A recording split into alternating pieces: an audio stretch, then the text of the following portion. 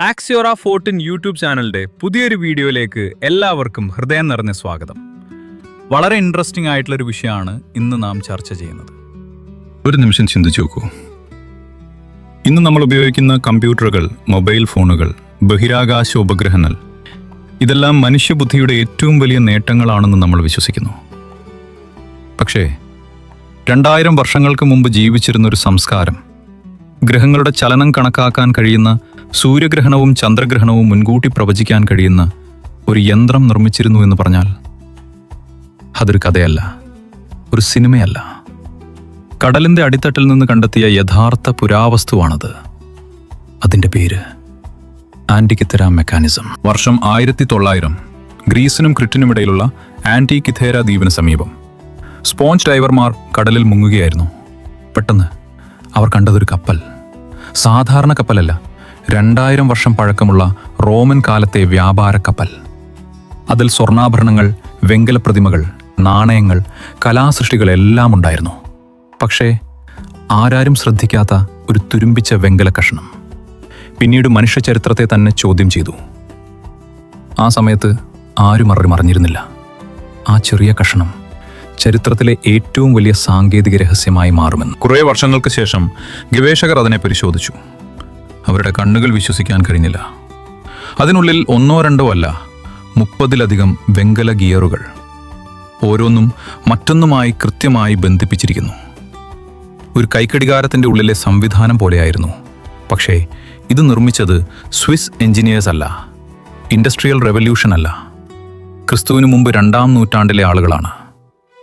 ഒരു നിമിഷം, അന്നത്തെ കാലത്ത് ആളുകൾക്ക് ഇത്ര കൃത്യതയുള്ള ഗിയറുകൾ നിർമ്മിക്കാൻ എങ്ങനെ കഴിഞ്ഞു? ഇതാണ് ഏറ്റവും ഞെട്ടിക്കുന്ന ഭാഗം. ഈ യന്ത്രം ഉപയോഗിച്ച് സൂര്യന്റെ സ്ഥാനം, ചന്ദ്രന്റെ സ്ഥാനം, 5 ഗ്രഹങ്ങളുടെ ചലനം, ഇന്ന് ലഭ്യമായ തെളിവുകൾ പ്രകാരം മോഡൽ അത് ചെയ്യാൻ ശ്രമിച്ചിരുന്നുവെന്ന് ഗവേഷകർ കരുതുന്നു. ഗ്രഹണങ്ങൾ, ഒളിമ്പിക് മത്സരങ്ങളുടെ തീയതികളെല്ലാം കണക്കാക്കാൻ കഴിഞ്ഞിരുന്നു. അതായത് ഇത് വെറും കലണ്ടറല്ല, ഇതൊരു അനലോഗ് കമ്പ്യൂട്ടർ ആയിരുന്നു. ഇന്ന് നിങ്ങൾ ഗൂഗിൾ കാലണ്ടർ തുറക്കുന്നു, 2000 വർഷങ്ങൾക്ക് മുമ്പ് അവരൊരു കൈപ്പിടി തിരിച്ചു. ചരിത്രകാരന്മാർ പറയുന്നത് ഇത്ര സങ്കീർണമായ ഒരു യന്ത്രം ആദ്യ ശ്രമത്തിൽ നിർമ്മിക്കാൻ സാധിക്കില്ല. അതിനു മുമ്പ് നിരവധി പരീക്ഷണങ്ങൾ, നിരവധി പരാജയങ്ങൾ, മറ്റു മോഡലുകൾ എല്ലാം ഉണ്ടായിരിക്കണം.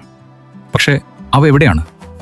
ഒന്നും കണ്ടെത്തിയിട്ടില്ല. അപ്പോൾ ചോദ്യം ഇതാണ്, നമുക്ക് കിട്ടിയത് ആദ്യ മോഡലാണോ, അല്ല അവസാനമായി രക്ഷപ്പെട്ട ഏക മോഡലാണോ? അതിനുശേഷം ഏകദേശം 1000 വർഷം ഇത്തരമൊരു സാങ്കേതിക വിദ്യ വീണ്ടും മനുഷ്യചരിത്രത്തിൽ കാണുന്നില്ല. ഘടികാരങ്ങളിലെ സമാന ഗിയർ സംവിധാനങ്ങൾ യൂറോപ്പിൽ വീണ്ടും പ്രത്യക്ഷപ്പെടുന്നത് മധ്യകാലഘട്ടത്തിലാണ്. അപ്പോൾ ഈ അറിവ് എവിടെ പോയി? യുദ്ധങ്ങളിലോ, അലക്സാൻഡ്രിയ ലൈബ്രറിയുടെ നാശത്തിലോ, അല്ലെങ്കിൽ ആ സാങ്കേതിക വിദ്യ അറിയുന്നവരില്ലാതായോ? ഇതിന് ഇന്നും വ്യക്തമായ ഉത്തരമില്ല. ഏകദേശം 82 ഭാഗങ്ങളായി തകർന്ന നിലയിലാണ് ഉപകരണം കണ്ടെത്തിയത്. എക്സ്റേ സ്കാനിങ്ങിലൂടെ ഉള്ളിലെ ഗിയറുകൾ തിരിച്ചറിഞ്ഞു. ഏകദേശം 30 മുതൽ 37 വരെ വെങ്കല ഗിയറുകൾ ഉണ്ടായിരുന്നുവെന്ന് ഗവേഷകർ കണക്കാക്കുന്നു. ഗ്രീക്ക് ഭാഷയിലെ ആയിരക്കണക്കിന് അക്ഷരങ്ങൾ അതിൽ കുത്തിയിട്ടുണ്ട്.